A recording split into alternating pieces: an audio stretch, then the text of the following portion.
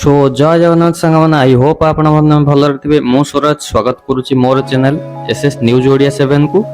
तो चलो स्टार्ट करवा आज 10टी बड़ न्यूज। तो ता पूर्व मो चैनल को टिके सब्सक्राइब करंतु, फेसबुक एंड इंस्टाग्राम रे जाई फॉलो करंतु, लाइक करंतु एंड शेयर करंतु। तो चलंतु देखिबा आज टॉप 10 न्यूज। ओडिशा छुईला मौसुमी।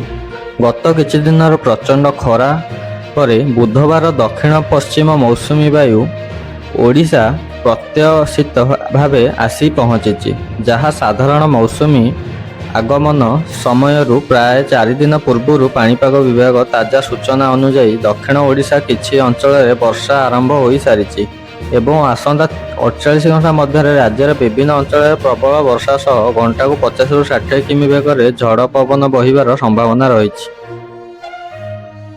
बंगोपसागर रे लघुचाप सृष्टि। बंगोपसागर रे सृष्टि होइतिबा लघुचाप 24 घंटा अवपात परिणत होई उत्तर दिगरू गति करिवो। एहार प्रभाव रे राज्य रे 31 मई जाए प्रबल अति प्रबल वर्षा बिजुली हबो एवं 40 ରୁ 50 किमी बेगरे झड़ पवन बहिबो। जगतसिंहपुर, पुरी, कटक, रायगड़ और कोरापुट जिला को ऑरेंज वार्निंग जारी करा जायछि। कोविड रो पुनरावृत्ति। राज्य में पुणी थरे कोविड आसीथिबारु स्वास्थ्य विभाग सचेतन होइछि। प्रथम चिन्हट होइथिबा 5 जन रोगी को स्वास्थ्य वर्तमान स्थिर रहिछि। सेमानक मध्यरु 4 जन भुवनेश्वर और जड़े खोर्धा बासिंदा। बढ़िला मंत्री ऑफिसर गाड़ी खर्च। ओडिशा सरकार बुधवार एक बड़ निष्पत्ति नैछन्ति। मंत्री ऑफिसर मासिक गाड़ी खर्च वृद्धि करिसन्ति राज्य सरकार। एने एक नोटिस प्रकाश पाई। पूर्व निर्धारित खर्च सीमांत संशोधन करा जाई एही निष्पत्ति निया जाइछि। फल एबे मंत्री मानक गाड़ी खर्च 50,400 टंका होइथिबा बेले जिलापाल एसपी गाड़ी खर्च 44,400 को वृद्धि पाइछि। मे 31 शनिवार रे प्रभु लिंगराज को शीतल षष्ठी यात्रा। चलित वर्ष मंदिर प्रशासन निष्पत्ति अनुसार भुवनेश्वर लिंगराज रे धूमधाम रे पालन हेबो शीतल षष्ठी। मे 30 रे विवाह और मे 31 रे शनिवार रे शीतल षष्ठी कमिटी संबंधित सम्मेलन रे सूचना देइछि। रात्रि 9टा रे शीतल षष्ठी यात्रा आरंभ हेबो। चलित वर्ष शीतल षष्ठी प्रस्तुति जोरसोर करा जाइछि। सेठारे 40 प्रकार नृत्य परिवेषण करा जिवो। पाकिस्तानी सीमांत रे सिविल डिफेन्स अभ्यास स्थगित। पाकिस्तानी सहित सीमांत राज्यगुड़िक गुजरात, पंजाब, हरियाणा और जम्मू काश्मीर रे मई 29 रे परिचालित होइथिबा सिविल डिफेन्स अभ्यास ऑपरेशन शिल्ड स्थगित होइछि। प्रशासनिक कारण दर्शाई राजस्थान, गुजरात और जम्मू काश्मीर सरकार यही निष्पत्ति नैछन्ति। नूतन तारीख परिवर्तन सूचना दियाजिबो। रेल स्टेशन रे फोटो उठाइले हेबो गिरफ। पूर्व रेल बाहिनी कठोर निर्देश। एणिकी रेल स्टेशन रे फोटो किंबा वीडियो तैयारी करिबा मात्रे आपण को गिरफ करा जाई पारिबो। पूर्व रेलबाई एक कठोर नियम जारी करी कहिछि जे बिना अनुमति रे स्टेशन किंबा प्लाटफॉर्म रे फोटो उठाइले कड़ा कार्यानुष्ठान नियाजिबो। एही नियम पाकिस्तानी गुप्तचर संबंधी गिरफ ध्यान रे रखी अणा जाइछि।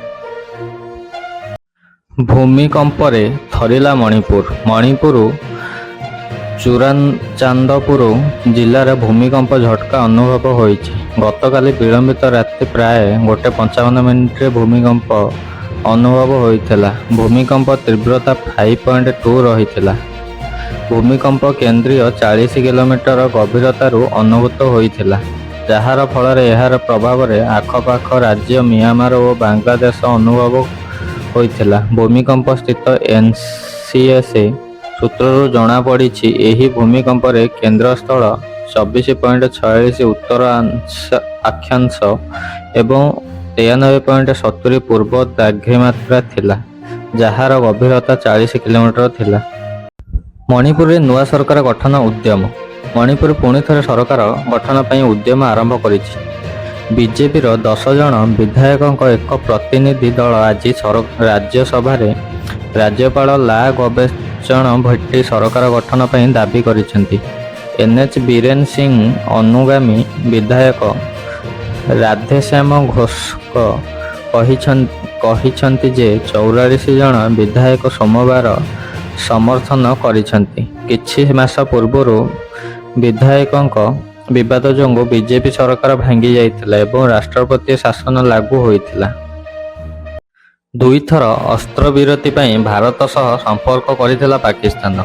ପହଲଗାମ ଆତଙ୍କବାଦୀ ଆକ୍ରମଣ ପରେ ଭାରତ ଅପରେସନ ସିନ୍ଦୁର ଜାରି ପ୍ରତିଶୋଧ ନେଇଥିଲା। ଏହାପରେ ଉଭୟ ଦେଶ ମଧ୍ୟରେ ଅସ୍ତ୍ରବିରତି ଉଲ୍ଲଂଘନ ଚାଲିଥିଲା। ବିଶେଷ ସୂଚନା ଅନୁଯାୟୀ ପାକିସ୍ତାନ ଦୁଇଥର ଭାରତର ଅସ୍ତ୍ରବିରତି ପାଇଁ ପ୍ରସ୍ତାବ ଦେଇଥିଲା।